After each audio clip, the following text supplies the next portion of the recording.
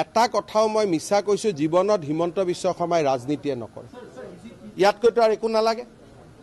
আৰু যদি এক কদম বেছি কৈ যায় মই এনেকুৱা প্ৰতিজ্ঞা কৰি দিম যে মই ঘৰতে নাযাওঁ আৰু মানুহে আপোনাৰ পদত্যাগ বিচৰা নাই মুখ্যমন্ত্ৰী মহোদয়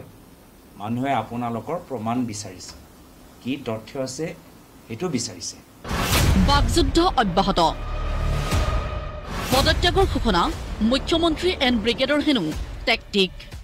আৰু এই মুখ্যমন্ত্ৰী পদৰ পৰা পদত্যাগ দিয়াটো একো নতুন কথা নহয় তেওঁ এই যে প্ৰস্তাৱ দিলে এই প্ৰস্তাৱ লৈ আজি অসমৰ মাজত গ্ৰহণযোগ্যতা নাই মুখ্যমন্ত্ৰী মহোদয় এইবোৰ কথা অসমৰ সমাজত কোনো মূল্য নাই বিভিন্ন সময়ত কেতিয়াবা যদি বিধানসভাত শিৱসাগৰ সমষ্টিৰ বিধায়ক অখিল গগৈ ডাঙৰীয়া যদি টানকৈ কিবা এটা প্ৰশ্ন সোধে অখিল গগৈ ডাঙৰীয়াক ঠাণ্ডা কৰিব অখিল গগৈ ডাঙৰীয়া কথাটো বহাবলৈ কি ক'ব যে মই অখিল গগৈ ডাঙৰীয়া কথাবোৰ ক'লে মই পদত্যাগ কৰিম যোৰহাট লোকসভা নিৰ্বাচনৰ সময়ত তেওঁ এজন ঘনিষ্ঠ মন্ত্ৰীয়ে কি ক'লে যে যদি কংগ্ৰেছ দল যোৰহাট লোকসভা নিৰ্বাচনত বিজয় হয় তেওঁ পদত্যাগ কৰিব পদত্যাগ কৰা নাই অদ্ভুত কথা কৈছে অসমৰ মুখ্যমন্ত্ৰীয়ে কিন্তু মুখ্যমন্ত্ৰীৰ অদ্ভুত কথা এয়াই প্ৰথম নহয় ভাৰত জোড়ো ন্যায় যাত্ৰাৰ সময়ত ৰাহুল গান্ধীয়ে বডি ডাবল ব্যৱহাৰ কৰা বুলিও মন্তব্য কৰিছিল হিমন্ত বিশ্ব শৰ্মাই কৈছিল বাঘ হাজৰিকা কাল্পনিক চৰিত্ৰ বুলি যেতিয়া ৰাহুল ডাঙৰীয়া ভাৰত জোড়ো যাত্ৰাৰ সময়ত অসমলৈ আহিছে মুখ্যমন্ত্ৰী হিমন্ত বিশ্ব শৰ্মা ডাঙৰীয়া সেই সময়ত অদ্ভুত এটা নতুন কথা ওলালে যে ৰাহুল গান্ধী ডাঙৰীয়া কংগ্ৰেছ দলে বডি ডাবল ব্যৱহাৰ কৰে সেই ভিডিঅ'টো অলপ মুচত আছে তেওঁ সংবাদমেলত কৈছে মই আপোনালোকৰ সন্মুখত অলপ বজাই দিবলৈ বিচাৰিছো बॉडी डबल यूज किया था बास मतलब बास का सामने जो राहुल गांधी को दिखाई देते वो राहुल नहीं राहुल अंदर में 8 लोगों को बैठने का एक उनका कमरा वो कमरा में बैठता है is Rahul Gandhi body double part of Bharat जोड़ो यात्रा बाहर का लोग सोचते हैं भाई इतना पैदल मारा इतना घूम रहा है लेकिन व्यवस्था देखो हमारा घर का बेडरूम से अच्छा है এটোৱে নহয় অসমৰ ৰাইজক নিশ্চয় মনত আছে এবাৰ মুখ্যমন্ত্ৰী মহোদয়ে কৈছিল যে বাঘ হাজৰিকা কাল্পনিক অলপ দিন আগতে তেওঁ গৰিয়া মৰিয়া সেন্সাছৰ কথা উত্থাপন কৰিছে অসমৰ ৰাইজে পাহৰি যোৱা নাই যে মুখ্যমন্ত্ৰী মহোদয়ে কৈছিল যে বাঘ হাজৰিকা কাল্পনিক লুকাই লুকাই কেতিয়া পাকিস্তানলৈ গৈছিল মুখ্যমন্ত্ৰীক পোনপটীয়া প্ৰশ্ন মুখ্যমন্ত্ৰী আমাক কৈ দিয়ক যে মই কোন চনত মই কাকো তেওঁ মতে কাকো নজনোৱাকৈ লুকাই লুকাই কেনেকৈ যে লুকাব পাৰে সীমা বৰ্ডৰ ক্ৰছ হ'ব পাৰে তেওঁহে জানে দেই লুকাই লুকাই য'ত একদম মানে বৰ্ডৰত গ'লোঁ তেওঁৰ মতে কিবা বেয়া কাম কৰিলোঁ আৰু ঘূৰিও আহিলোঁ আৰু সদনৰ ভিতৰত বহি আছোঁ কাক বুজাবলৈ বিচাৰে আৰু এইটোতো মই 2021 চনত এনেকৈ ক'লোঁ এয়াৰ মই ভিডিঅ'টো মই টাইম লাইনটো দেখিলোঁ সেইটো সেই সময় তো গ'লোনো কেতিয়া যোৱা বছৰটো লোকসভা নিৰ্বাচনত মুখ্যমন্ত্ৰী মহোদয়ে এইবোৰ কথা উত্থাপন কৰা নাই যোৱা বছৰ গ'লো নেকি কৈ দিয়ক মুখ্যমন্ত্ৰী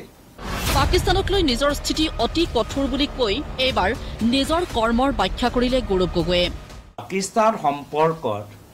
মোৰ কি স্থিতি মইতো বিভিন্ন সময়ত প্ৰকাশ কৰিছোঁ বিভিন্ন সময়ত এতিয়া পুনৰবাৰ যেতিয়া মই এমপি আছিলোঁ এটা বাতৰি ওলাইছিলে যেতিয়া মই শ্ৰীলংকালৈ গৈছিলোঁ এজন বিজেপি সাংসদ লগত তাত সেই সভাত এটা আন্তঃৰাষ্ট্ৰীয় সভাত পাকিস্তানৰ প্ৰতিনিধি আছিল তাততো আমি তেওঁ একদম মানে বেয়াকৈ সমালোচনা কৰিলোঁ हमने साफ रूप से कहा कि जम्मू एंड कश्मीर भारत का एक इंटरनल मैटर है और भारत के लोकतंत्र में हम एक भारतीय आवाज की बात सुनेंगे भारतीय सत्ता पक्ष या विपक्ष की आवाज सुनेंगे किसी बाहरी देश की नहीं पाकिस्तान के अंदर हमने उनको याद दिलाया कि उनके बहुत से समस्याएं हैं उनके इकोनॉमी की समस्याएं हैं उनके पाकिस्तान के माइनॉरिटीज़ की समस्याएं हैं भारत में लोकतंत्र जीवित है और जम्मू एंड कश्मीर को हम जैसे हमने CWC के रेजोल्यूशन में कहा कि इसमें किसी भी विदेशी देश की दखलंदाजी हम नहीं सहेंगे এইদৰে নিজা সমৰ্থনত প্ৰমাণ দি মুখ্যমন্ত্ৰীক প্ৰশ্ন।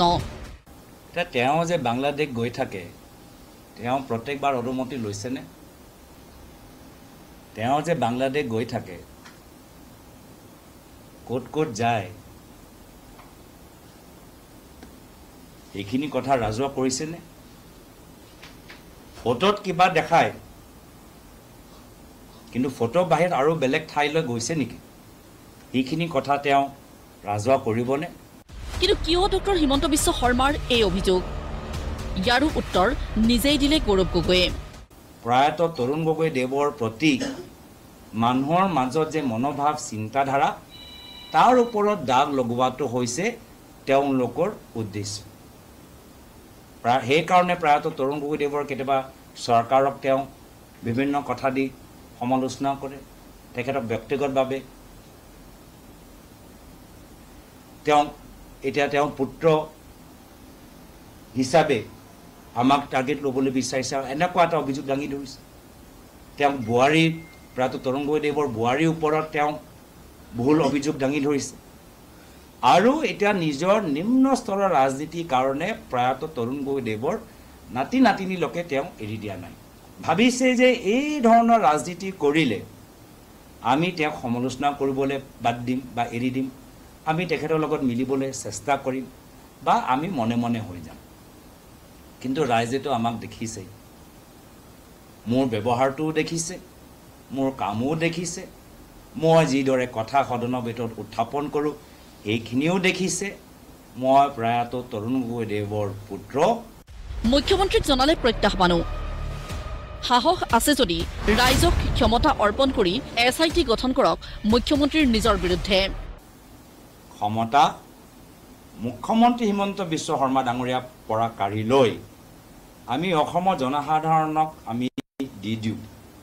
আৰু অসমৰ জনসাধাৰণক এৰি দিওঁ যে আপোনালোকে দুটা SIT কৰক সমানভাৱে। এটা SIT মোৰ ওপৰত আৰু এটা SIT হওক হিমন্ত বিশ্ব শৰ্মা ডাঙৰীয়াৰ ওপৰত।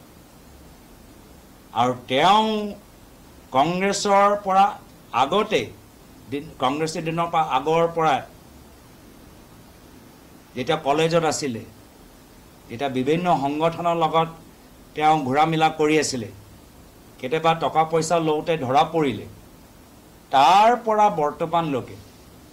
এটা SIT তেওঁ আৰু তেওঁ গোটেই ৰাজনৈতিক যাত্ৰাৰ ওপৰত হওক।